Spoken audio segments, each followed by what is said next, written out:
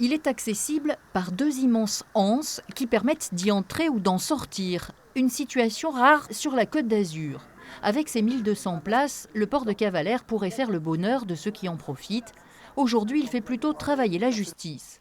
Le maire Philippe Léonelli vient d'être mis en examen pour favoritisme et corruption pour 2 marchés qu'il a passés pour embellir et réhabiliter ce port. Il serait entaché d'irrégularités. Placé en garde à vue en mai, puis entendu à sa demande en septembre, l'élu se défend aujourd'hui à travers son avocat. Cette mise en examen nous donne enfin accès au dossier qui ne permet pas de caractériser les délits. Nous sommes confiants pour le démontrer avec le temps nécessaire dans ce dossier technique et complexe. Ce n'est pas l'avis, bien sûr, de cet autre avocat, Alain-David Poté, celui qui représente Anticorps, l'association à l'origine du signalement à la justice de ces faits depuis 2018. Un programme à plusieurs millions d'euros, également contesté en son temps par l'opposante et ancienne maire, Annick Napoléon. Je suis à la fois soulagée que la justice passe dans ce dossier que j'ai dénoncé en son temps et attristée pour l'image de Cavalère. Mais ce n'est pas la seule enquête qui vise la station balnéaire. Les plaisanciers ont déposé plainte. Ils s'interrogent sur l'utilisation de leur garantie d'usage, ces loyers faits pour améliorer leur accueil et le nombre de places.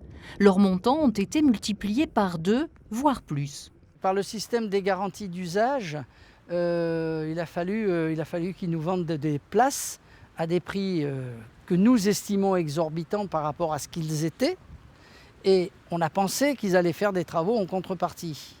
Or, les travaux en contrepartie n'ont pas été faits. Ça se voit, il n'y a qu'à voir l'état des quais, l'état de la place, rien n'est fait. Si la place à l'entrée du port a été embellie, un ponton flottant installé à la place d'un autre en béton, quelques garages rénovés, on est loin, selon les plaisanciers, des sommes versées.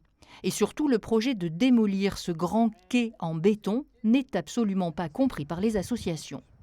Pour moi, c'est inutile, c'est absurde même de casser ce quai-là. Il n'y aura plus de place de stationnement.